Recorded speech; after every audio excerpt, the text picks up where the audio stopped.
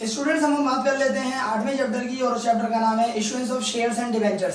ज्यादातर स्टूडेंट्स इस चैप्टर से परेशान रहते हैं, लेकिन परेशानी की कोई बात ही नहीं है। शेयर्स एंड डिबेंचर्स के अंदर आपको पता होना चाहिए शेयर्स की एंट्रीज कैसे बनानी है और डिबेंचर्स की एंट्रीज कैसे बनानी है। याद रखिएगा, कंपनी जिस वक्त शेयर्स इशू करती है तो सामने वालों को बना देती है शेयर होल्डर, और जिस वक्त कंपनी डिबेंचर्स इशू करती है तो जिसको डिबेंचर इशू किए गए हैं उसको बना देती है debenture holder. Debenture holder firm के पॉइंट ऑफ व्यू से क्रेडिटर होता है, फर्म को उसने कर्जा दिया है, और शेयर होल्डर्स कंपनी का याद रखिएगा ओनर कहलाता है। शेयर होल्डर्स अगर हैं या डिबेंचर होल्डर्स हैं, उसकी एंट्रीज का कंसेप्ट आपको क्लियर होना चाहिए। टाइम हमारे पास बहुत मुख्तसर है, लिहाजा मुख्तसरन गुफ्तगू कर सकते हैं। याद रखिएगा, शेयर्स कैपिटल जब भी क्रेडिट होता है वो हमेशा हमेशा पार वैल्यू के मुताबिक होता है। डिबेंचर्स की एंट्रीज के अंदर स्टूडेंट ज्यादातर परेशान रहते हैं, और वो जो परेशान रहते हैं उसके हवाले से हमने इसी चैनल के ऊपर सर अली अहमद के नाम से जो मौजूद है, डिबेंचर की एंट्रीज बहुत तफसील के साथ हमने समझाई हुई हैं। अगर आपके पास टाइम अवेलेबल हो तो लाजमी तौर पर वो वीडियो जरूर देखिएगा।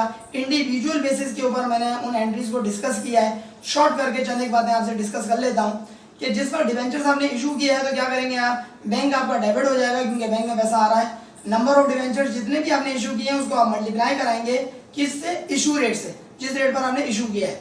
एक बात खत्म हो गई, डेबिट करा दिया बैंक को। दूसरे नंबर पर अगर डिबेंचर 100 रुपए का है और आपने इशू करवाया है 110 रुपए में, यानी कि ज्यादा कीमत पे आपने डिबेंचर इशू किया है, तो इसका मतलब हुआ ये कंपनी का पॉइंट ऑफ व्यू से कहलाएगा प्रीमियम, प्रीमियम ऑन डिबेंचर कहलाएगा, और ये क्रेडिट साइड पे जाएगा।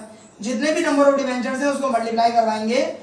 जो आपको फर्क निकालना पड़ेगा, किस चीज का फर्क है, इशू रेट जो आपका है वो कितना है 110 रुपए, और पार वैल्यू कितनी है 100 रुपए। तो इशू रेट और पार वैल्यू का फर्क निकालकर जो कि 10 रुपए है उसको मल्टीप्लाई करेंगे नंबर ऑफ डिबेंचर से, तो प्रीमियम ऑन डिबेंचर जाएगा जो कंपनी का फायदा है, और क्रेडिट साइड पे जाएगा। फर्ज करें 100 रुपए का डिबेंचर आपने इशू किया है 95 में, इसका मतलब कम कीमत पे इशू किया है। 5 रुपए जो कम कीमत है उसको हम मल्टीप्लाई करेंगे नंबर ऑफ डिबेंचर से, और ये डेबिट होगा डिस्काउंट ऑन डिबेंचर्स के नाम से। फॉर्मूला क्या बनेगा, डिस्काउंट ऑन डिबेंचर्स डेबिट होगा number of debentures multiply bye जितने भी पार वैल्यू है, और पार वैल्यू और इशू रेट का फर्क निकालना है। पार वैल्यू है 100 रुपए, इशू रेट है 95, 100 में से 95 निकाला 5 रुपए आया, 5 को मल्टीप्लाई करेंगे नंबर ऑफ डिबेंचर से और डेबिट करवा देंगे डिस्काउंट ऑन डिबेंचर के नाम से डेबिट। 3 बातें खत्म हो गई। याद रखिएगा, जब डिस्काउंट आएगा तो प्रीमियम नहीं आएगा, प्रीमियम आएगा तो डिस्काउंट नहीं आएगा, दोनों में से कोई एक बात ही एक वक्त में होगी। इसके अलावा ऐसा हो सकता है कि 100 रुपए का डिबेंचर कंपनी इशू कर रही है, प्रीमियम ऑन रिडेम्पशन जो लफ्ज इस्तेमाल होता है या जो हेड इस्तेमाल होता है वो कब होता है, 100 रुपए का डिबेंचर कंपनी इशू कर रही है और कह रही है कि 5 साल के बाद जब हमारे पास वापस आइएगा डिबेंचर होल्डर साहब, तो हमसे 100 का डिबेंचर ले जाइएगा 120 रुपए में। ये जो 20 रुपीज एक्स्ट्रा पे करने का वादा कंपनी कर रही है ये कहलाता है प्रीमियम ऑन रिडेम्पशन। याद रखिएगा, ये प्रीमियम कंपनी का कोई फायदा नहीं है, सिर्फ नाम का प्रीमियम है। एक्चुअल में प्रीमियम ऑन रिडेम्पशन जो है कंपनी की लॉन्ग टर्म लायबिलिटी है, और long term liability credit side के ऊपर आती है। तो प्रीमियम ऑन रिडेम्पशन जो है क्रेडिट साइड पर आएगा। नंबर ऑफ डिबेंचर्स को मल्टीप्लाई करवाएंगे आप redeemable rate minus par value, जो कि रिडीमेबल रेट कितना है 120, पार वैल्यू कितनी है 100 रुपए, दोनों का फर्क 20 रुपए, 20 को मल्टीप्लाई करेंगे नंबर ऑफ डिबेंचर से। सेम यही कैलकुलेशन होगी loss on issue of debentures के नाम से, और वो डेबिट होगा। Loss on issue of debentures debit हो जाएगा, नंबर ऑफ डिबेंचर्स को मल्टीप्लाई कराएंगे, जितना भी आपका रिडीमेबल रेट है उसमें से माइनस करवाएंगे आप पार वैल्यू, कोई 20 रुपए आएगी, मल्टीप्लाई कराएंगे नंबर ऑफ डिबेंचर से, और loss on issue of debentures debit हो जाएगा। याद रखिएगा students, loss on issue of debentures जो आपने डेबिट करवाया उसकी जोड़ी बन रही है प्रीमियम ऑन रिडेम्पशन के साथ। अगर सवाल में loss on issue of debentures आ रहा है तो प्रीमियम ऑन रिडेम्पशन भी आएगा। लॉस आता है डेबिट साइड के ऊपर, प्रीमियम ऑन रिडेम्पशन आता है क्रेडिट साइड के ऊपर। इन दोनों की जोड़ी है, ये है तो ये है और ये है तो ये, दोनों साथ होते हैं, और अगर नहीं होते हैं तो दोनों नहीं होते हैं। अलबत्ता डिस्काउंट ऑन डिबेंचर्स अगर आ रहा है तो प्रीमियम ऑन डिबेंचर्स नहीं आएगा, और अगर प्रीमियम ऑन डिबेंचर्स आ रहा है तो डिस्काउंट ऑन डिबेंचर्स नहीं आएगा। आखिरी बात, जितनी कीमत पर आपका पार वैल्यू है उससे आप मल्टीप्लाई करेंगे नंबर ऑफ डिबेंचर्स को, तो आपके पास आ जाएगा डिबेंचर्स पेबल, और डिबेंचर्स पेबल भी लॉन्ग टर्म लायबिलिटी होती है, क्रेडिट साइड पर जाएगी, number of debentures multiply by par value. Debentures की एंट्रीज मैंने आपको मोटा मोटा अच्छी तरीके से समझाने की कोशिश की है। इसके अलावा एक चैप्टर होता है, नवा चैप्टर आप उसको नाम दे सकते हैं, स्टेटमेंट ऑफ रिटेन अर्निंग से मुराद, या जिसके अंदर कैलकुलेशन आती है appropriation of retained earning. Retained earning का मतलब क्या होता है, अर्निंग कहते हैं कमाई, रिटेन अर्निंग का मतलब होता है रोकी हुई कमाई। पब्लिक लिमिटेड कंपनी जितनी कमाई, जितना पैसा रोक लेती है शेयर होल्डर्स का, उनमें डिस्ट्रीब्यूट नहीं कराती, अनडिस्ट्रीब्यूटेड होता है, वही अनडिस्ट्रीब्यूटेड अमाउंट जो होती है नेट इनकम की, वो दरअसल कहलाता है रिटेन्ड अर्निंग, रोकी हुई कमाई। उसी की एप्रोप्रिएशन करनी है, इसका मतलब होता है उसको मुख्तस करना है पैसे को। कैसे करेंगे आप? अगर फर्ज करें सवाल के अंदर नेट इनकम मौजूद है तो रिटेन अर्निंग को आप करवाएंगे, रिटेन अर्निंग के अंदर क्या हो रहा है? इजाफा हो रहा है, रिटेन अर्निंग को आप करवाएंगे क्रेडिट और इनकम समरी हो जाएगा डेबिट। फर्ज करें लॉस हो रहा है, ये एंट्री रिवर्स हो जाएगी, रिवर्स होने के बाद क्या हो जाएगा? रिटेन अर्निंग डेबिट और इनकम समरी आपका क्रेडिट में चला जाएगा। इसके अलावा फर्ज करिए आपने कैश डिविडेंड और स्टॉक डिविडेंड को आपने डिक्लेयर कर दिया, एंट्री क्या बनाएंगे? Retain earning debit, cash dividend payable credit, stock dividend payable भी क्रेडिट करा दिया। फर्ज करिए आपने अब पेमेंट कर रहे हैं कैश डिविडेंड की भी और स्टॉक डिविडेंड की, एंट्री क्या बनाएंगे? कैश डिविडेंड पेबल डेबिट करवाएंगे और बैंक आपका क्रेडिट हो जाएगा। स्टॉक डिविडेंड की भी अगर सेटलमेंट हो रही है, स्टॉक डिविडेंड पेबल डेबिट हो जाएगा और आप क्रेडिट करवा देंगे किस चीज को? जो आपका शेयर कैपिटल को आप क्रेडिट करवा देंगे। ये बात याद रखिएगा, कुछ रिजर्व्स भी होते हैं, उसकी एंट्री क्या बनाएंगे? Retain earning debit, reserve for contingencies credit, reserve for plant extension credit वगैरह। स्टूडेंट्स लास्ट जो चैप्टर है आपका उसका नाम है डेप्रिसिएशन, जो कि आपके सेकंड ईयर अकाउंटिंग की आप इसको कह सकते हैं पूरी जान है। और जान आपकी निकल सकती है अगर आपने मशीन की नेट कॉस्ट गलत कैलकुलेट करी।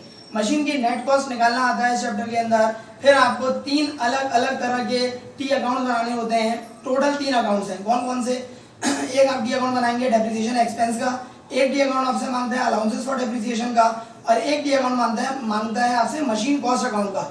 इन 3 अकाउंट के अलावा कोई चौथा टी अकाउंट आपसे नहीं मांगता। इसके अलावा आपसे क्या चीज को मांगता है? पार्शियल बैलेंस शीट मांगता है।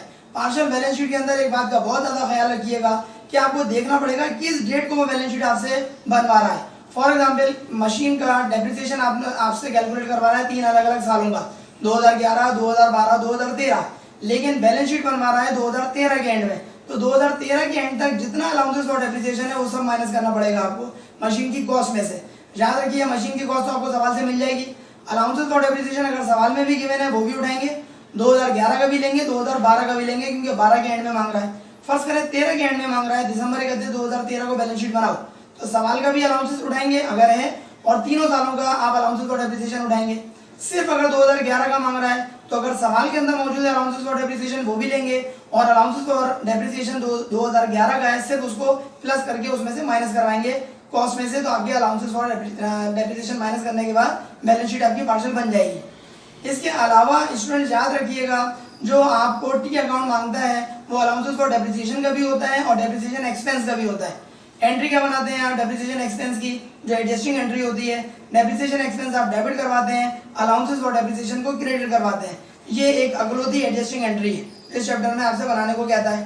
फर्स्ट करें आपसे क्लोजिंग एंट्री भी मांग रहा है, तो क्लोजिंग एंट्री में आप क्या बनाते हैं? इनकम समरी अकाउंट डेबिट करवाएंगे या expense and revenue summary account को आप डेबिट करवाएंगे, और आप क्लोज करवाने के लिए क्रेडिट करवा देंगे, डेप्रिसिएशन एक्सपेंस को क्रेडिट करवा देंगे, क्योंकि एक्सपेंसेस डेबिट साइड पर होते हैं, क्लोज करवाने के लिए आप क्रेडिट करवा देते हैं। इसी चैप्टर के अंदर और क्या चीज आपसे पूछ सकता है?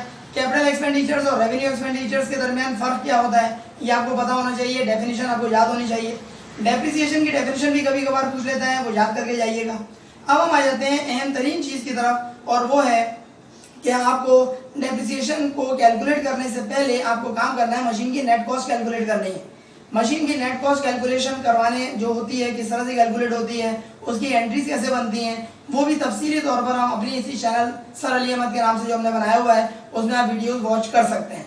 यहाँ पे शॉर्ट करके मैं आपको बात बता देता हूँ कि आप सबसे पहले क्या लिखते हैं? मशीन की नेट कॉस्ट लिखते हैं, उसमें से आप लेस करवाते हैं जितनी भी आपके पास, फॉर एग्जाम्पल लिस्ट प्राइस आपके पास गिवन है तो पहली लाइन में आ जाता है लिस्ट प्राइस ऑफ मशीन, उसमें से आप लेस करवाते हैं ट्रेड डिस्काउंट।